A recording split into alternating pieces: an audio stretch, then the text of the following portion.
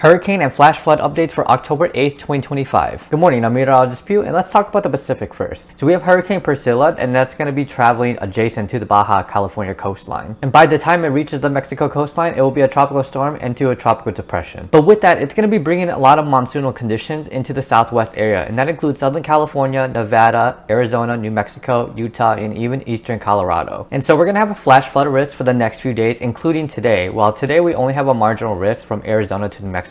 And so the time frames of when precipitation is going to occur for Arizona and New Mexico today, it looks like around 1 p.m. mountain time, and it's going to last throughout the late evening. But in addition to that, this evening and even into the night, places like Arizona, California, Nevada, Utah are going to see some scattered showers, and this is going to increase in frequency by early morning and tomorrow afternoon. Now jumping to the Atlantic, we have Tropical Storm Jerry that formed yesterday, but luckily we do have an upper level high pressure here, and that's clockwise flow, and that's going to be steering Jerry and curving him to the east. So now in terms of the United States, we're perfectly fine, don't have to worry about it, but for these little islands over here, we do have to watch to see whether or not they're going to get some tropical storm or hurricane weather. Now there is a tropical disturbance off the coast of Mexico in the Gulf, and it only has a 10% chance of something forming in the next 48 hours, so probably nothing's going to happen. But this is significant because it has a lot of moisture content, and this is going to be dragged into the southwest. So in addition to Hurricane Priscilla's moisture too, if we look at 500 millibars or midway through the troposphere, we do have a high pressure and a ridge developing somewhere around Texas, and with that clockwise flow, where all that moisture from both tropical disturbances are going into the southwest directly. And because of this ridge developing, we are going to have still that southwesterly winds, and that's going to be bringing a little bit of more warm air into the plains and a little bit to the Midwest, and so we're going to see one last whiff of summer air by the end of this weekend into early next week. But on the flip side, we still have this trough that's developing, and that's bringing a lot of cool air in this moment down to the Midwest, to the southern states, and now into the Northeast. And over time, as this ridge develops, we're actually going to have this trough develop as well and go deep down into places like Florida. And this is going to be significant because if we look at the surface in Florida, we still have a kind of a lingering low pressure, and that's counterclockwise flow, and it's bringing a lot of moisture into the east coast of Florida, bringing a lot of rain. And remember, with this trough at the surface, we still have that cold front that's pursuing more southeastward. And so with this trough deepening into Florida by late this weekend into early next week, and this surface low pressure off the coast of Florida combining with the cold front, we're going to have southwesterly flow. And models are predicting that this surface low pressure is going to strengthen and deepen off the east coast. And with this southwesterly flow from the trough, it's going to steer this low pressure